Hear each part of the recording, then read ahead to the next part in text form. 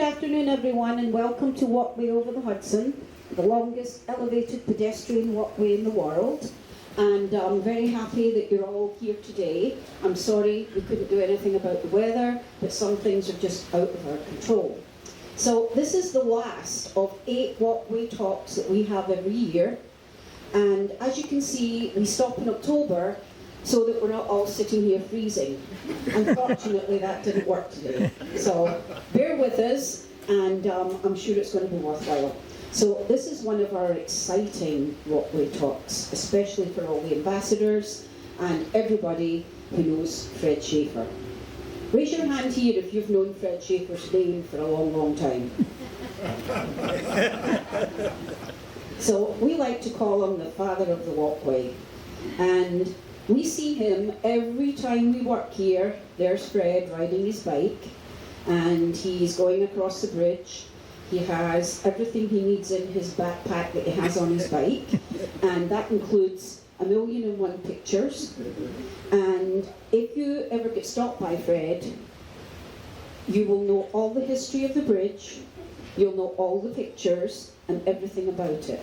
So he really is the walkway's ambassador to spread news around. So before we start, let me just give you a few pieces of information. This next Friday night we have a walkway at night here, and of course at the end of October, Saturday and Sunday, the 26th and 27th of October, we have Walktoberfest. If you haven't been to that, it's a wonderful event. It's held right here in the west side, and you can register online. Okay. I think that's all I need to say about that.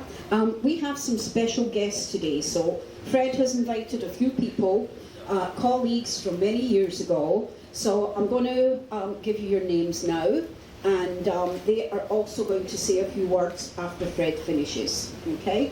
Their names are Bill Keaton, Milo Tuscaroff, and Tommy Lepre. Okay? And we have... Thank you, everybody. We have Maureen Solero here, our Executive Director from our Board of Directors, and she would like to say a few words. So I'm going to pass it over to Maureen.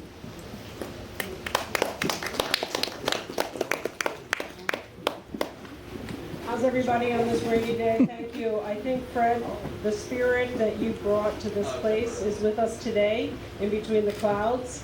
And all of the love that we feel for you, I hope you're feeling right now. I also just want to say, could we give a round of applause to Shirley Rinaldi for all of her hard work on the walkway talks this year. In addition to this initiative and overseeing our Ambassador Advisory Committee, she's also been the board liaison role for the ambassadors, and she's represented you well, and we very much appreciate when she makes a suggestion that comes from you. Believe me, she becomes the boss and we listen, so thanks a lot, Shirley.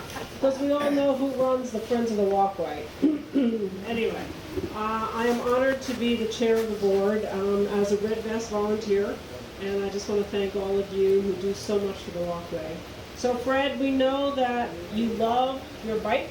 We know that you love to kind of show off your biking skills to people while you're showing off your photograph. So we had promised we were going to do a special commemoration for you in honor of bike safety.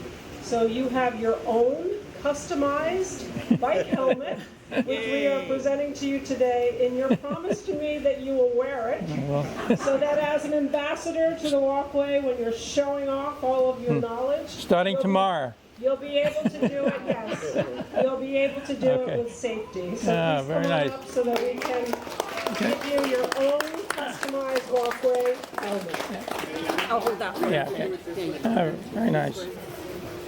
Hold a second. Turn Turn it this way. No, this way. It's got the walkway. It's got a customized logo on it. Hold on. One more. Can you give me? Sure. There you go. Hold it. One more. Thank you. Great.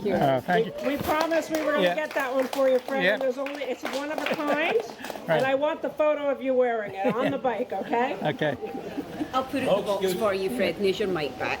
Oh, Okay, I don't know if it's on or not. yeah. Okay. No, thanks. I will wear it. Can you hear me now? Is it on? Yes, it's Oh, okay. Yeah, I will wear it. I'm getting to be that age when I should be wearing it, I guess. In case you don't know, I'm 80 years old, and I bike every day. Okay. Are you going to continue? Ready to go? Okay. Well, thanks everybody for coming. I appreciate it, and I just have enjoyed 30 years of working on the Walkway project, and that. So we're going to go quickly through some photographs and some things, and then we'll hear the other people talk too, and then we'll take questions if you need it. So everybody can see the picture up there, I guess, luckily. And this is what the bridge looks like from up in the balloon that I went up in about 32 years ago when I got the idea of this potential thing of doing the walkway here. And that's what it looks like from up above. And it's unusual because quite a bit of it is over the ground and on both sides. And it looks so small in the middle. But as everybody knows, it's just an enjoyable place to go across. Next picture. And this is looking from the bottom. And the reason I put this in is you can see that there's 4 caissons that go down 120 feet. And that's what holds this bridge up. And it's so well built because it goes down 120 feet that it will last forever. Next picture. And this is the amazing thing about how they built it. They put a lot of iron out on the water and built it across the bridge, across the water. And it's hard to believe this is in 1888 when they did this project. And it's just amazing how they did that over the water in those days. Next paragraph. And this is when they were getting to the conclusion and they went put it together. Next picture.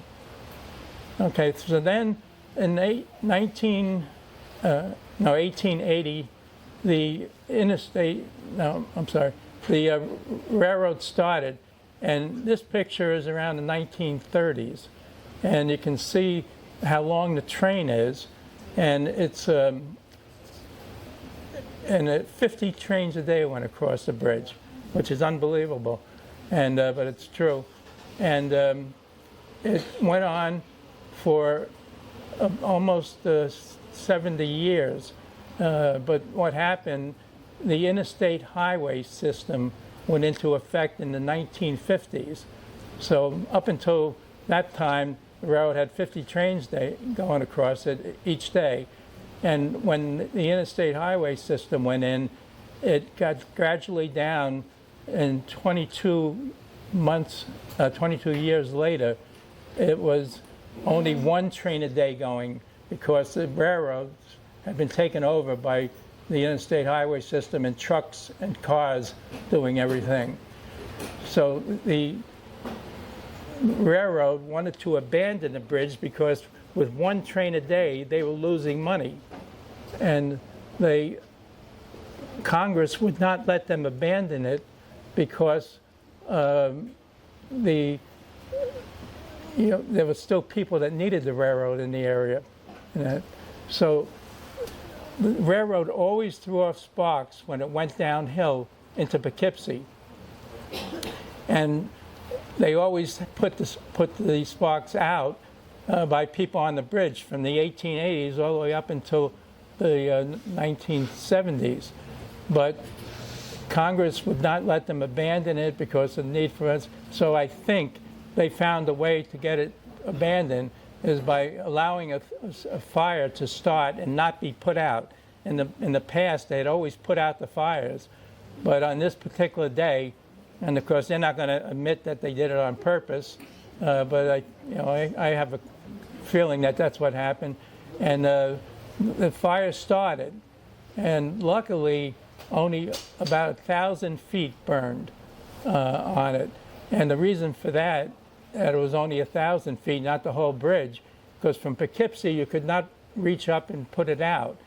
But the people from this area in town of Lloyd came across the bridge and put it out. And that's what saved it so that we could be on it today. Next paragraph. So this is what it looked like in 1992 when I first went up there. And the reason I went up is because somebody introduced me to Bill Seppi, who had been talking about doing something with the bridge, and I met with him, and you know, of course, my wish was going to be for it to be like it is today, and to be biking and walking across. But what he wanted to do is to just put wood on the bridge, on top of it, and continue letting people walk over the wood instead of doing anything else to it. And what Seppi wanted to do was to have it only for local people and only for people to walk across the bridge. And he didn't want anybody to bike across it. And he also did not want any public money to be used for the bridge.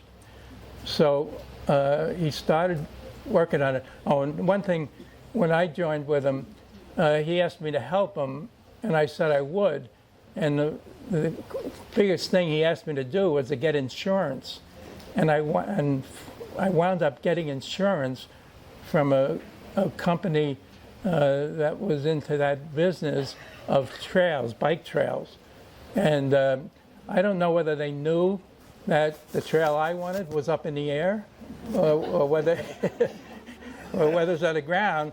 And the only thing they asked me is, how long is the trail going to be? And I said, well, what is it, 1.26, whatever.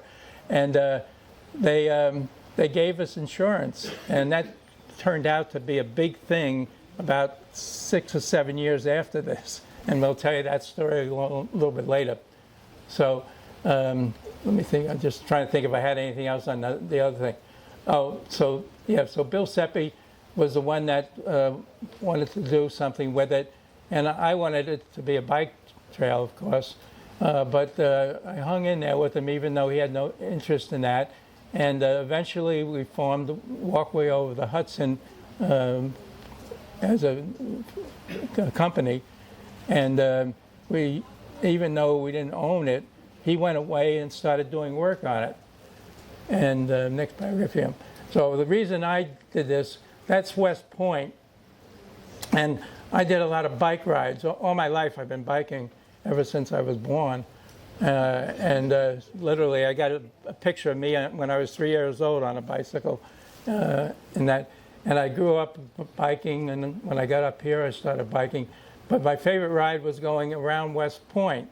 And that's a picture. What I would do is I just had people join me. I didn't charge anything, and we would bike around. I did that for 25 years. And then 9/11 came, and West Point closed it off to biking.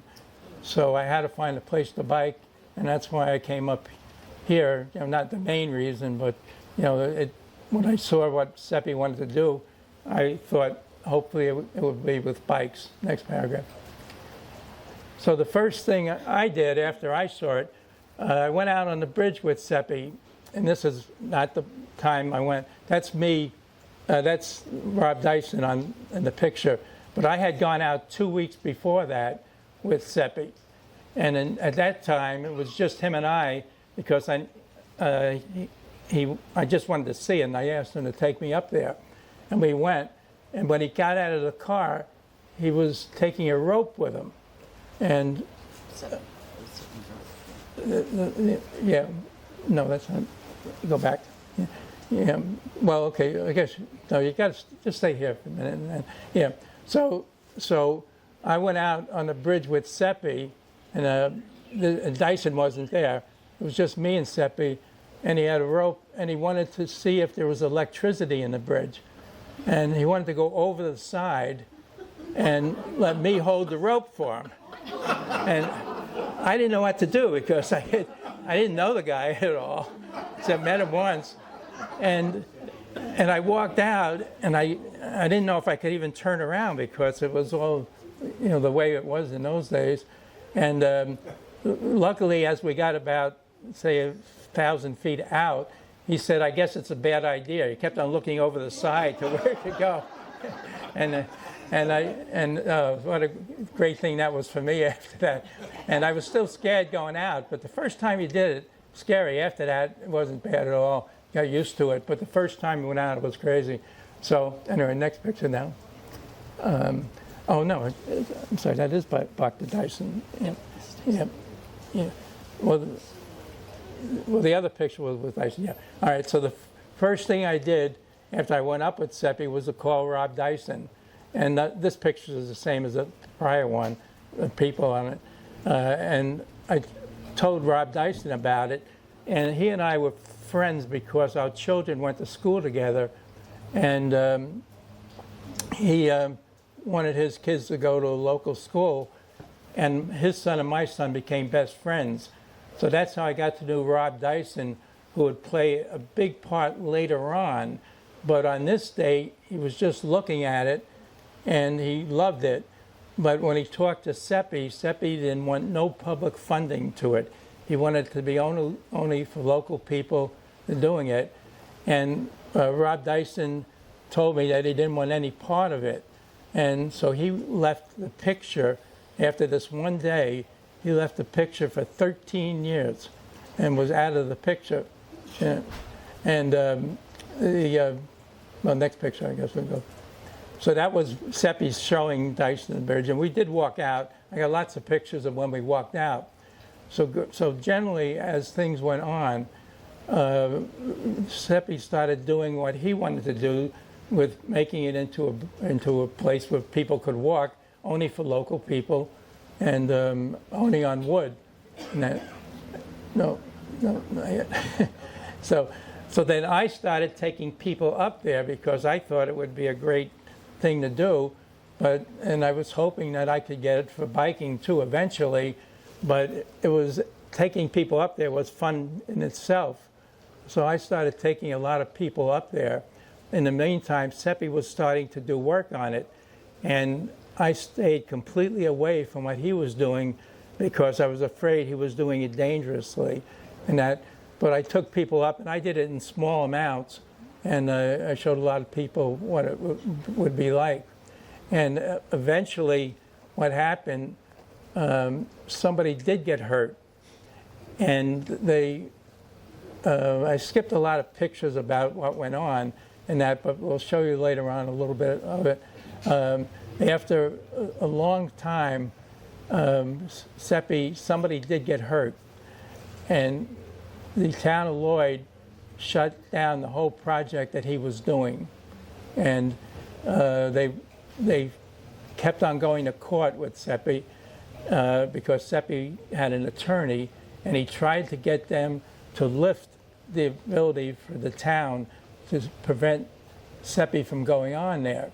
And every time he started going to court, he lost. And it was for 3 years that he went to court. And it's a total of 8 years, 5 from when we first went up there, and then another 3 years before finally something else happened. But I'm going to skip over that in a second. I just want to tell you a little bit about the back. Yeah, no, that's, I don't know at that point. Yeah, but we'll come back. Now I want to tell you a little bit more about what happened. Somebody got burned working on the bridge, and like I said, the town of Lloyd put it away. But there was something I wanted to say.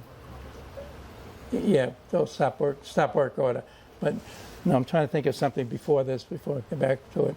All right, well, I'll skip over. I have one I do about 60 pictures for. This is only going to be about 25. So I'm trying to remember some things that I had before, but we'll skip over that. So they're out of order, though, the pictures. Yeah, for some reason, the pictures are out of order. Let's go to the next picture and see. Yeah, no. Oh, no, but maybe this is, oh, yeah, no, this is when I took it up. I'm sorry. Yeah, Yeah, okay. So I kept on taking people out there, even in the winter. And when they went out there, I took their names and phone numbers and places to get it. Told them, what's the word I'm looking for? Emails, yeah, their email address and that. And because I had a feeling it would come in handy someday. And that, next picture. And then I brought people from New York State up, and I would say I took about 1,200 people up over the 13-year period that we weren't until it came about in the future. Next picture. You know, and people always thought it was a crazy idea to do that bridge, so I had to take this picture of a bridge in Rochester. And my son went to college there, and I came across it because people thought I was crazy to get involved with this. And they said, you can't let people walk on a bridge. And this is one bridge in Rochester that showed people walking. And I took that. Everybody knows I do a lot of pictures, and I carry them around with me.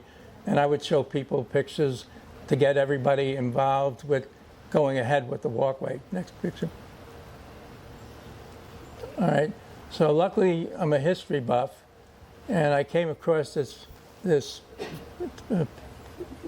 what's the thing? I came across this picture. Yeah, and this was the 300th anniversary. No, okay, don't talk too much here. The 300th anniversary of Henry Hudson coming up the Hudson River. And I don't know how it came about, except it was a miracle and things, but I got this on Facebook, I think, and I saw the picture, and that gave me the idea.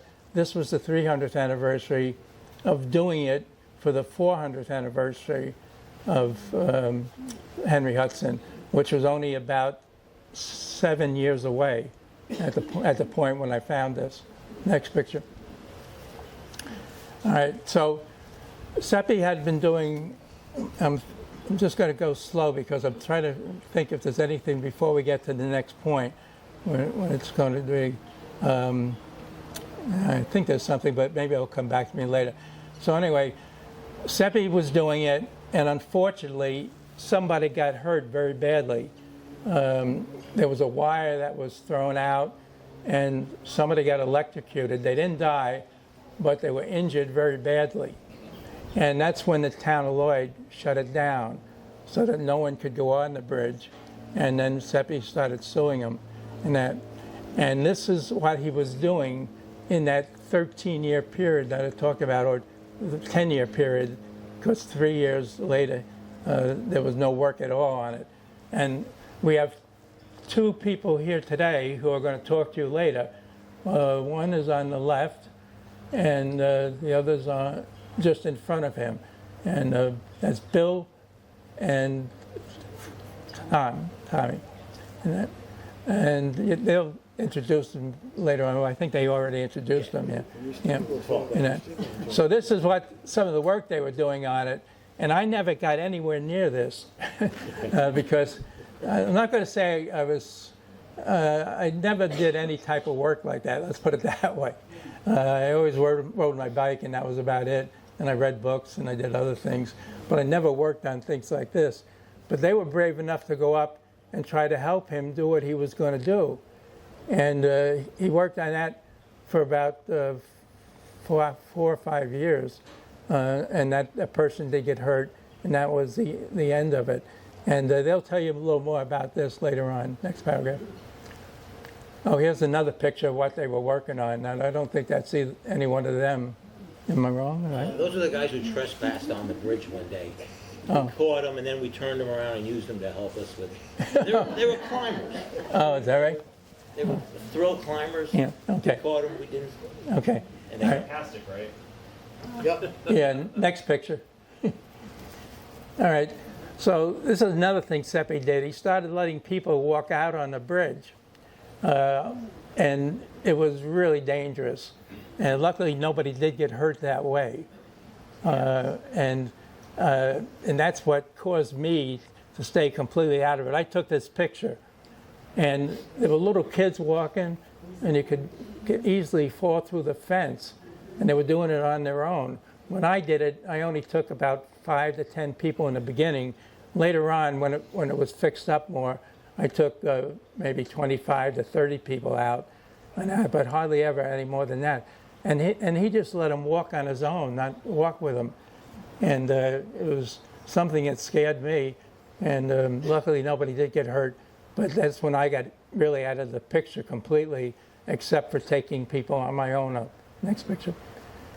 So here's Seppi. What happened, we started meeting, and let me think of the year, 2002, we started meeting in my office in Poughkeepsie because a fellow from out of town, I can't remember his name right this minute, came in and started talking whatever happened to the walkway being built. And he pushed us to start thinking maybe we could do something. And I was busy working, so I said to him, I'll go to meetings with you and a group of people, but they have to be at my office because I'm working. And to be honest with you, I had given up on the thing at that point. And I said, you can meet my office because I don't have the time to kill to do anything else. And we started meeting in my office on Raymond Avenue, where I'm still in today. This morning I was there. And we started talking about how can we get this done in the situation we're in, where we have, New York, it wasn't open yet because it was closed because of what happened earlier.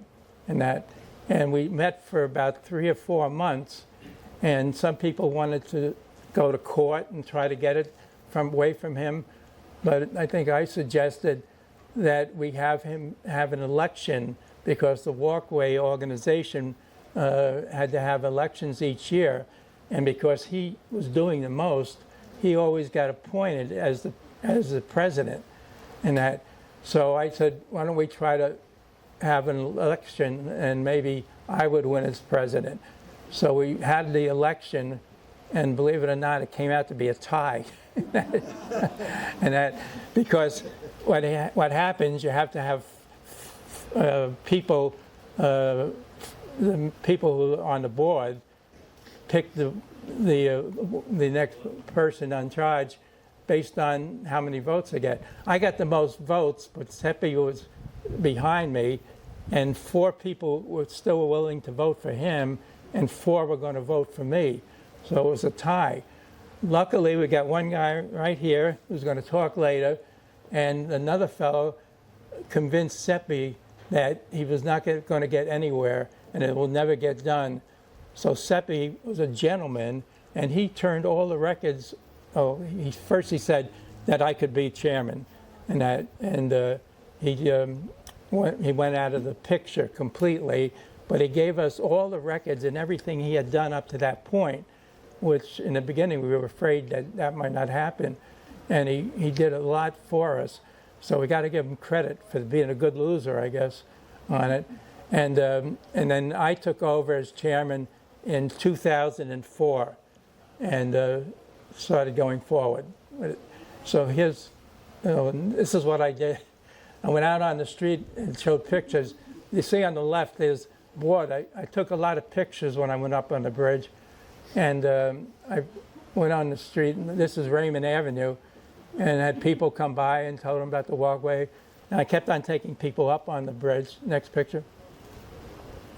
And I went from local people, and then we started getting up into people with money, and then we started getting up to politicians. And can you hear me when I don't leave this close to me? Okay. I took that Steve Saland, and I've got a whole bunch of pictures, but we're going to go fast because it is cold, and we want to get the other people to talk. Next picture. Okay, so then the first thing that happened after we took over was Hinchy, this is Congressman Hinchy, did give us a loan, not a loan, a guarantee on it, and gave us some money. but it was through the government, not through New York State. It was for the federal government, and we knew we would never get the money from it. But this gave us some credibility in the community that he did this, and that was one of the biggest things that happened, because Dyson had been out of the picture completely, and I took over in 2004, and he was still out of the picture because, I didn't even bother talking to him because we had such kind of a bad reputation because of what had happened. But when Hinchy came, we started getting more people believing in the project. Next picture. And then I started taking more pictures. Fellow on the left is Dick Kyler, who's not here today. He's too sick to come today, but he did a lot for us in the project. The other people were just people in the community. I started taking people from the Chamber of Commerce, and anybody who would listen, I started taking on the bridge like this, and sometimes they were politicians, which was good. Next picture. And so here's where finally we got Rob Dyson to come back, about 2 years after I took over. And that's Dick Kyler, again, on the left. Dyson's the one with the hat, the black hat there, who's talking to Dick. And the other people were people from Dyson's business. Next picture.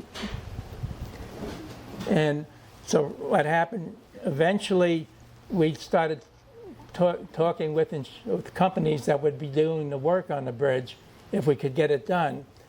And again, I'm skipping over some of this. My regular presentation tells a lot more details on it. But at some point, we wound up getting people to give us information about what they could do on the bridge to turn it into what we wanted to do. And Rob Dyson then gave us money to inspect the bridge. And he gave us $1 million. That's what it cost to inspect the bridge. And that was 2 years after. You get the thing here. We haven't used my notes since up to this point. Yeah, August 2007, and that. And then, okay, all right. So what happened? We had it inspected, and these are the people that did the inspection on it, and they had been trained out in Colorado to inspect on this building because it's so big and long, it's a mile long, and that we had to worry about it. So what it turned out after we inspected it would be that it's the greatest structure ever built, really, and it's like the Eiffel Tower, the Brooklyn Bridge, and that it was so well built that it would last forever, which nobody believed that, especially with the wood on the bridge that was falling off. The Coast Guard thought the bridge was falling down. So they wanted to tear it down, and they were working on trying to do that up to this point. And when we found out this, the other thing we found out, it would cost $50 million to tear it down, but also to do what we did on the bridge. Eventually, it would only cost $40 million for that, and which was a good thing because that got out of the picture then of tearing it down. Next paragraph. Okay, that's another person looking at it. Like I said, it took about, I'm going to say 4 months to inspect it. Next paragraph. And the same company that did the inspection found out they did something to look what it might look like. And this is what appeared after we got the inspection done. And next paragraph. All right, I'm going to go back a little bit. The other thing that we turned out on with the inspection was that the bridge, did I say it would cost $40,000? No, $50 million to tear it down, but it would only cost $40,000 to put. Sorry? $40 million.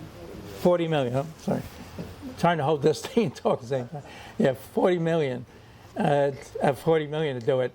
So now we had a reason to go to New York State on it, and I think we must have passed maybe we left that out. Just keep going, Fred. Yeah, okay. Well, we went to New York State. I went up to Albany and told them that what we were going to do. I had the pictures of what we were going to do. And it was the head of the Parks Department that I spoke with. And it was a whole group, it was the Parks Department who I was negotiating with, but we had to go up and do a presentation about what we wanted to do. And it took, it was about, I was doing a story like this on it, and I wound up talking to the woman, and 35 people were there for the state. And I told them what we wanted to do. We wanted to turn it into a walkway and a bike path and that. And that if they would give us $20 million and we would raise $20 million and then turn it over to New York State as a park. And lo and behold, they agreed to it. And that's how we got $20 million to it. Next paragraph. And then we went through the things that you need in order to get work done. And luckily, I had sent, when I sent people up on the bridge and went with them, I kept their addresses. So when we had a public hearing on whether or not the bridge should be built, and that, I called up all my friends and everybody who I had taken up on the bridge over the years and had them come to the meeting. And 500 people showed up at the meeting, and they were all in favor of doing the bridge rather than anybody saying against it. Next paragraph. And here, then we got to the point, there's Rob Dyson and Spitzer, and he was the one that gave us the $20 million, and that's me on the right. And Rob Dyson now got completely involved with it, and we started going ahead. Next paragraph. And then we own, I guess I skipped over one thing. Seppi bought the bridge for $1, but he put it in the corporation name, and that's why we could go ahead with it. And that, and when we had the money that Seppi bought the bridge with, we owned the bridge, but not the land adjacent to it where the parking lot is. So we had to get the parking lot. We wanted the parking lot in the bridge, otherwise you'd be halfway up in the air because it would be where the bridge drops down into Poughkeepsie. You know? So Schumer, luckily, was a bicycle rider, and we got in touch with him, and he wound up getting the railroad still owned the section from where the bridge ended to about a mile, or no more than that, 2 miles away. And they were looking for $5 million for the railroad, but he got them down to $1 million. And then Dyson went over and gave us $1 million to pay for it. And Dyson was also helping us out with a lot of things. Next picture. Oops. So we got to the point.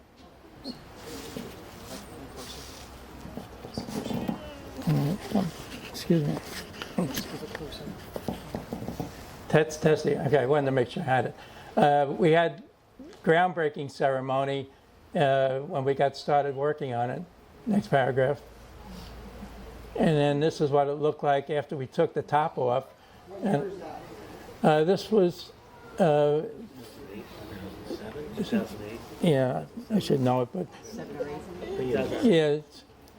yeah, 2007, yeah.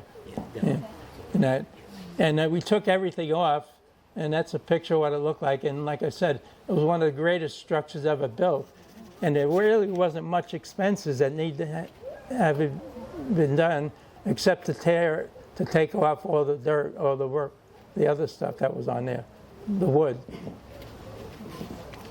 Next paragraph.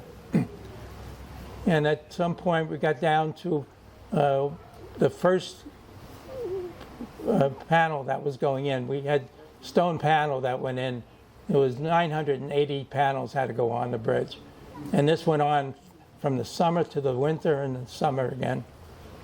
Next paragraph. And this is what it looks like putting all those things in. Next paragraph. And they let me go up in this thing so I could look up from behind.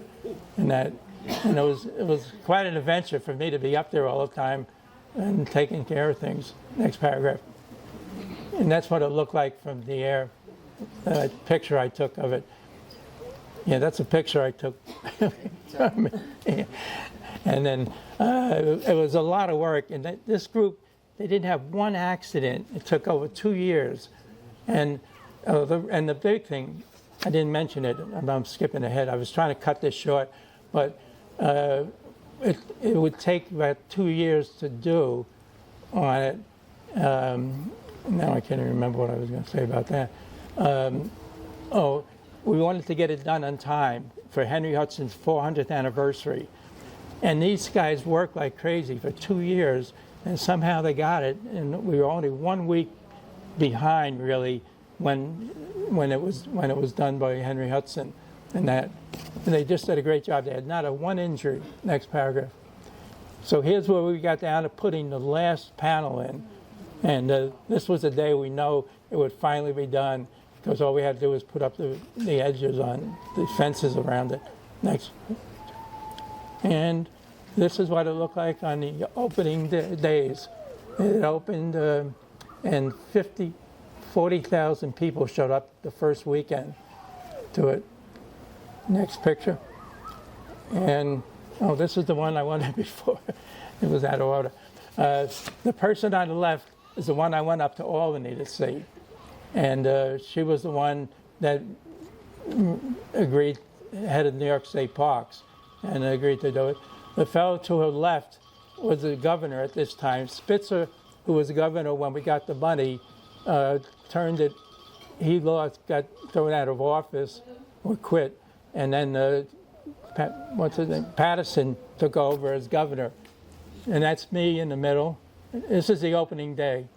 And then Dyson is next to me, and Schumer is in the next. And it turned out to be a beautiful day. Next paragraph. Yeah. And this is out on the bridge on the first day.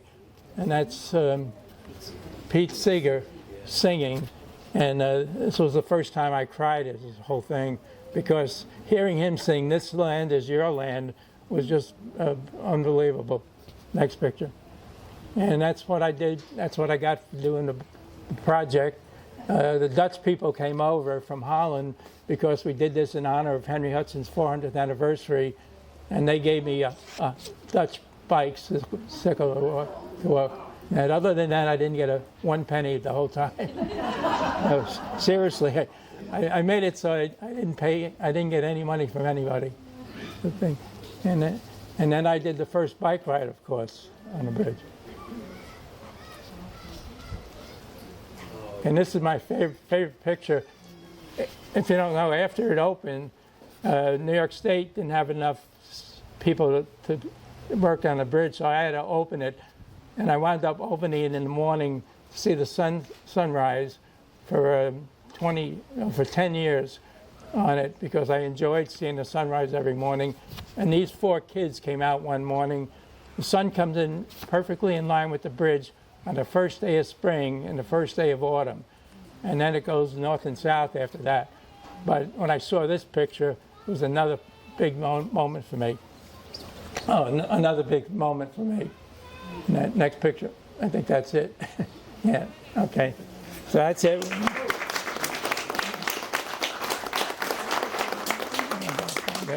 Okay. Yeah. Fred, thank you so much. You know, we all think, I know all the ambassadors think we know so much about the bridge, but it's all things that we've learned. And to be here and listen to Fred, you know, as he went through that process, what an amazing time for him, you know. And no wonder you love it so much today, Fred, and you know how you're always here and always biking, you know. Oh, so thank you. so much for coming to let us know your story. Oh, you're it's welcome. really important. Thank you. Really important. Right. So, Bill, would you like to come up and say a few words? Sure, yeah. Will there be Q&A? Yes. Right. At the end. It's on. Just hold it close. My name is Bill, and Yeah, it's on. Hold it right on.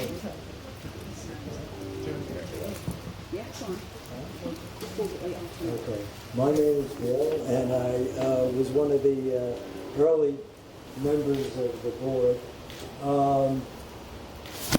I remember it was a late spring day, and I had Vassar radio on, and a man was talking about a bridge, and he said, you know, we're looking for volunteers.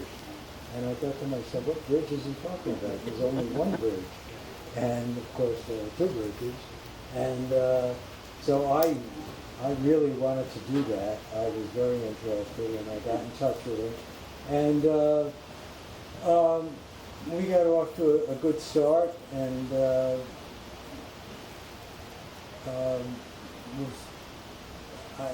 actually the first time I actually ever saw the bridge and saw Bill Seppi was about here, and I was looking down at it, and I was on my first tour to work.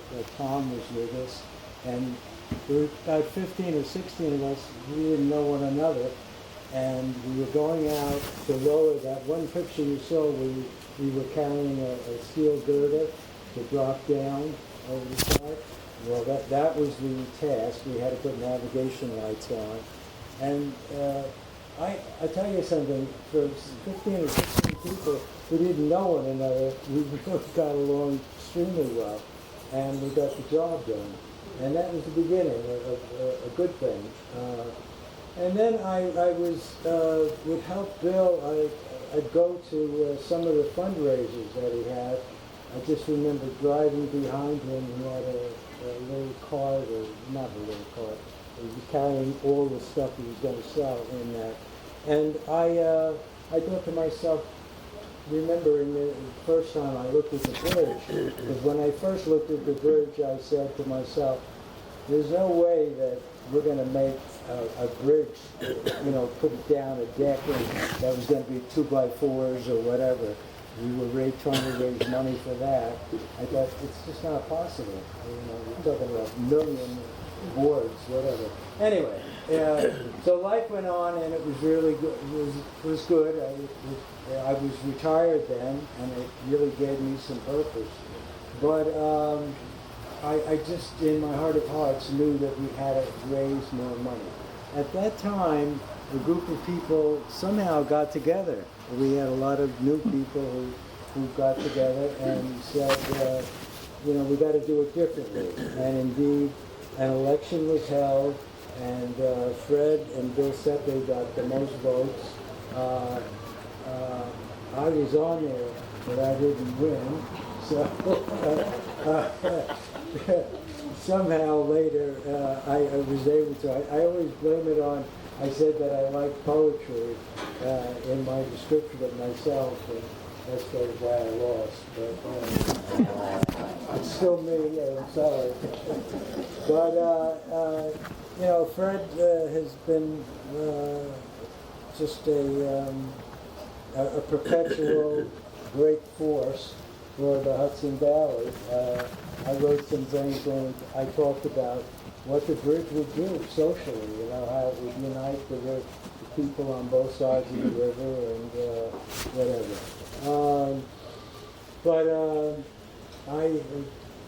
I am no longer connected with the organization, but I have to thank all of you for what you're doing, because the dream that I had couldn't be any better fulfilled than by what you're doing, and I don't think any of you are really being paid, and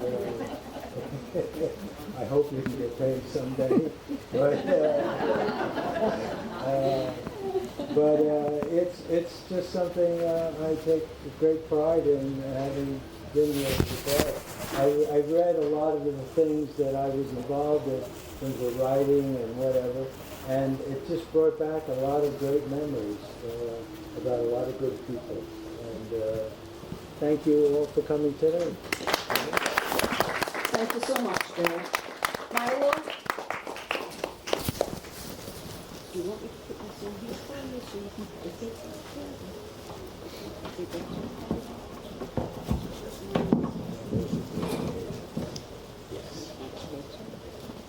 Okay, so this, You need to talk in I'll have I've written my notes so that I don't ramble. How the Hudson Valley Railroad Society saved the walkway in 2003. A few brief comments by Milo Testroff. I am currently the recording secretary for the Hudson Valley Railroad Society. In the summer of 2003, I was temporarily unemployed. A huge IT effort to fix the Y2K problem was over, and the IT industry was suffering a temporary lack of work. So I had time on my hands. In May, Bill Seppi, who was running the Walkway organization, needed board members for the walkway. So he tapped one of the Hudson Valley Railroad Society's longest-serving members, Denny Evol, and offered him a position on the board. Denny mentioned it to me. I was interested in joining, if there were more positions open.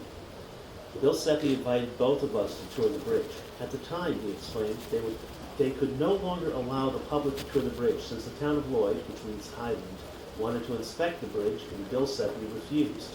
So the town of Lloyd wouldn't issue a permit to allow public use of the bridge. Bill could only bring visitors to tour the bridge for informational purposes. I believe it was June 2003 when Denny and I, and at least one of my sons, went out on the bridge. We started on the Highland side and went out on the old see-through grates that were laid out for walking out. Down below, the river rolled by 212 feet down below. I fell in love with the view on the bridge right away. The Walkway Over the Hudson has that effect on some people. It's a magnificent view. After that, Bill Seppi asked me to fill the vacancy in the treasurer's position, so I agreed. I started going with Bill out to local events like the Stormville Flea Market and the Garlic Festival in Saugerties. Bill set up his booth and asked for donations. Bill told me time and again that he refused to take public money to fix up the walkway. This policy, combined with his refusal to let the town of Lloyd inspect the bridge, was making things very difficult for the local Hudson Valley. At that time, summer 2003, he was not speaking to Dutchess County, Ulster County, the town of Lloyd, the city of Poughkeepsie, and even Central Hudson. He had only a few walkway members who were willing to help him. His entire organization was volunteer, and money was very hard to come by. Yet he refused public money on principle. Sometime in the late summer or early autumn, Denny and I became aware that there were other walkway members who were no longer involved, but were forming a dissident group that was preparing to sue Bill Seppi for control of the walkway. The very idea was disturbing to me, because like a bad divorce, it would create such a toxic environment that it would destroy the entire project. Denny and I attended a meeting at Fred Schaeffer's office in the Arlington section of Poughkeepsie, where we met the group and they introduced and explained themselves. Going back to Bill Seppi, we found out that the reason why Bill needed Denny and me was because he hadn't had a board election in 5 years. Board member elections were supposed to be held every year. The Walkway organization was seriously behind. This appeared to us, meaning Denny and myself, to be a way to move the Walkway project forward. So Denny and I approached the dissident group and asked them to hold off on the lawsuit. We convinced Bill that a board election had to be held. Bill had his candidates, but also there were a lot of candidates who were part of the dissident group. Both Denny, Evol, and I had to be on the ballot as well, since we were not officially voted in as board members. I worked for several weeks with Bill Seppi, making up ballots and mailing them out. The election took place by mail. It was completed by late December or early January. Of the people voted to the board, the majority were members of the dissident group. Denny failed to get enough votes, so he was out. I had enough votes and was retained as treasurer, but in January 2004 I accepted a job offer for a job in Massachusetts, so I resigned my position. So, both Denny Evil and I, members of the Hudson Valley Railroad Society, were board members of the Walkway organization for about 6 months. We came, we saved the walkway, we were gone again. Bill Seppi saw that he would no longer have support from the new board, so he resigned the chairmanship and walked away. The new chairman was Fred Schaeffer. Within 4 months, Fred got every local agency back in communication with the walkway. Ulster and Dutchess counties, the town of Lloyd, the city of Poughkeepsie, even Central Hudson. The local congressman, Maurice Hinchy, got the walkway federal money. The Dyson Foundation contributed. The state of New York got involved. And 5 years later, in October 2009, the walkway opened as a state park. Bill Seppi has refused to get involved in the walkway ever since. The walkway organization threw Bill a testimonial dinner in early 2004. Bill was the right person to seize the bridge in 1992, but it took Fred Schaeffer to finish building the walkway. And one more paragraph. An interesting side note. Bill Seppi refused to take public money because he said that it was too much to ask of the public. However, if the bridge was to be torn down, it would definitely take public money to tear it down and remove it. Over the years, the estimates for how much it would take to create a walkway were also accompanied with estimates of how much it would cost to tear it down. Consistently, as time went on and the cost estimates rose with inflation, the cost of fixing up the Poughkeepsie-Highland Railroad Bridge and making it into the Walkway Over the Hudson were always lower than the cost of tearing it down. The cost of removal consistently stayed about 180% of the walkway estimate. So in the long run, it was much less cost to build the walkway than to remove the bridge entirely.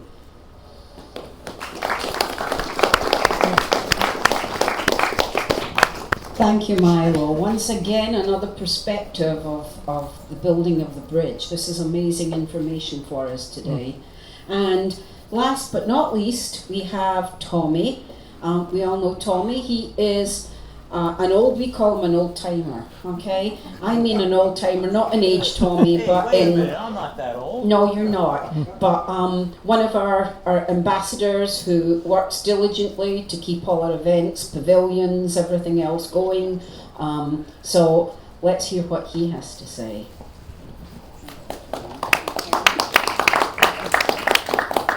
That sound right? Very good. Hello, everybody. My name's Tom LaPree, and I started here as a member of the Walkway organization in 1993. At that time, it was still called the Poughkeepsie-Highland Railroad Bridge Company, and as has been told here right now, it had been founded by Bill Seppi.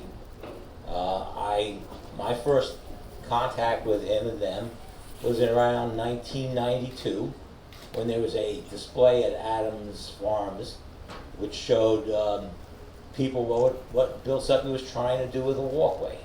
And I was very surprised by that because it sounded crazy.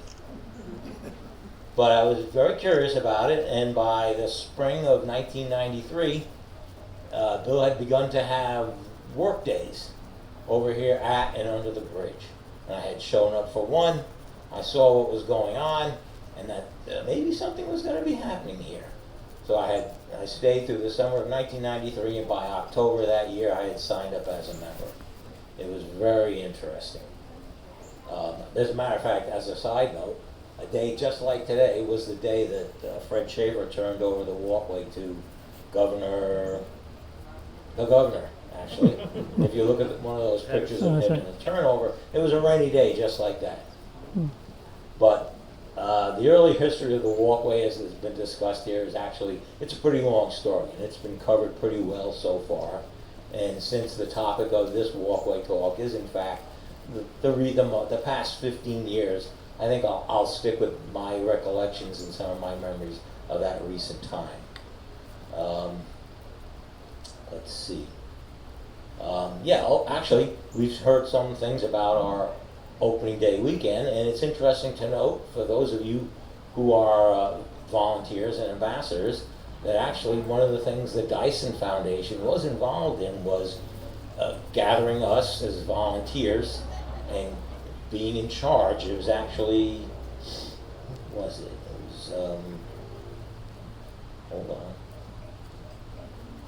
It was Cindy Scott of the Dyson organization who sent out the very first volunteer schedule. Which included some of the people who are here today, Bill Keating, myself, and a few others. We did our first volunteering right here on this corner, on this area, because there really wasn't anything on the east side yet. And the first volunteering after the walkway was completed had begun right here. Excuse me. It was after a 5-year period of which we had stopped volunteering once for the demolition and the funding of the walkway had begun. There was like a 5-year period of no volunteering by anyone, and until that opening day weekend. And I had some information on that. One of these days we'll take a look at some pictures and some schedules and things like that, if we have the time. But anyway, it was an interesting one of those high points for me. Followed soon thereafter, and I'd like to share with you one or two of my other highlights. One of them was interesting for us, for those of you who are volunteers. Before there was a ambassador program, we had our opening day weekend in October of that year. Then we went quiet for the winter, and we began regular volunteering that spring. And for me, there came a spring morning, cold morning over on the east side, when I had begun doing our volunteer activity, which was showing up in the car and getting out the car table and our ubiquitous metal plastic tubs, setting our stuff up. And at that time, I had gotten a call from Fred that said that you were volunteering that weekend. Fred, in fact, was doing some of the scheduling of the volunteers on that day. It was still the board doing a lot of the activities that we do with our staff now. And he said, there's a guy coming out, he's going to be volunteering with you that morning. And I'm like, fine, okay. So I'm setting up, and I'm getting my tubs out, and I'm spreading out my stuff, and this old guy comes walking up to me, and he's like, he shows up, and I'm like, hi sir, how are you? This is the walkway, can I help you? And he says, yeah, Fred Schaeffer sent me. I'm here to help you guys. Sure, okay, who are you? He says, I am Don Katie. And I'm pleased to say, I think I was there for Don Katie's first day of volunteering on the walkway, that cold Saturday morning. Now, I didn't think much of him at the time. I'm like, sure, okay. You know, you're an older guy, and maybe you'll last a week or two, or maybe a month. But no, after that first 20 minutes with Don Katie, he showed me that the idea of getting up and standing up there and talking to people and getting out and getting engaged was really what his spirit was all about. He went on for another 11 years to be kind of the persona. He personified what Fred Schaeffer went on to call the friendliest park in the country. So that was, again, one of my highlights of our early days. And after that, of course, we went on to do many exciting things. We gotten our first permanent executive director in Elizabeth Waldstein, who is not here today, but she led us through a lot of those interesting and exciting events of this past 15 years. I'm happy to say, I was here for things like when we started doing the Hokey Pokey in 2012. We did our longest chorus line Guinness event in 2013. We did a longest handshake, assembling everybody across the river in 2014. We had probably one of my favorite special events was Sky Ride, started right here in 2019. And another one of my very exciting events to have been a part of was the lit thank you sign out here on the walkway, which was courtesy of our own Kathy Smith, which gave everybody a little hope in the dark days of the pandemic. I remember those days. They were great. Today, of course, we're all here again, and we're at the dawn of a new chapter of the walkway. I'm happy to say that I'm going to be here for hopefully the next 15 years. We're about to embark upon a new walkway mission and a new walkway Let me see what are my notes here.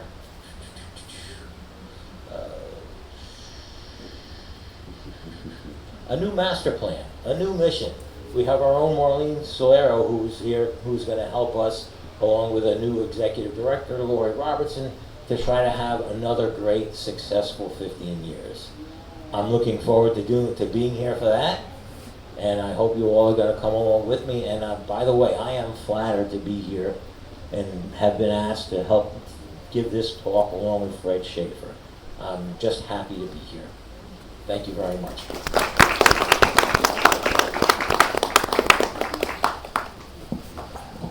Wow, I feel very emotional now. This has been an emotional day. Thank you all for coming. We can have a quick question and answer session because I know there's some people that want to say something. Okay? And thank you all again for coming on this very damp, cold, horrible day. We have a question from this young man. Hello. Yeah, I understand that the Walkway Over the Hudson is the world's longest Elevated. elevated pedestrian bridge in the world. Mm-hmm. So I understand, what exactly do they mean by an elevated bridge? Because it has an elevator? Well, there's another bridge that was built in a forest, Yeah. and it's a nature preserve. Yeah. And it's about 5 feet above the ground. And this is 212 feet high. So I'm not sure what the actual elevation needs to be, but this is a lot higher than 5 feet. So it's two different things, you know, to compare. Is the 5 foot one the mile? Yes, yes, yeah, yeah. Yes, Jeffrey. I wanted to say a few words about the walkway that I thought would give. I had a fun fact in a little statement that I wrote that I thought would be very Let me see if I can pass you this. Just hold it right up to your mouth. Sure thing. Okay. Can everybody hear? Yep. Yeah? All right. Here goes. The Walkway Over the Hudson has had a huge impact on my life. I live very close by, and I'm here often on my bike, and I have gotten a lot of value from all my social interactions here. I have been passionate about the walkway since October 3rd, 2009, the day it opened. I am related to George Amato, who after a long search for work secured a job on the Poughkeepsie-Highland Railroad Bridge, along with his brothers and cousins. And I think that was in 1889, I believe. Sometimes when I go to the walkway, it provides me with an ultimate sense of peace and tranquility. The walkway enhances and enriches my personal growth by exposing me to nature, new people, and many walkway events. The walkway provides me with a social outlet that connects me to people who share a love for nature and the natural beauty of the Hudson Valley. Going to the walkway has strengthened my character and helped me find myself. The walkway is like a second home to me and a great blessing. The walkway is a place where I go to take walks with my friends and have stimulating and meaningful social interactions. The walks and bike rides are truly my meditation. One of my aspirations is to become an American history tour guide. I also aspire to give tours of the walkway to share my true love and passion for the walkway. All the many walkway events have had a strong impact on my life, and I'm very grateful to be part of the walkway community and to have the walkway here in the Hudson Valley.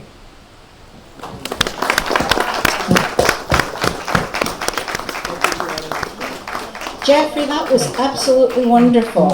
And I think all the ambassadors here, you make it worthwhile for us to be here. So thank you for sharing that and taking the time to write and share with us. That was really amazing.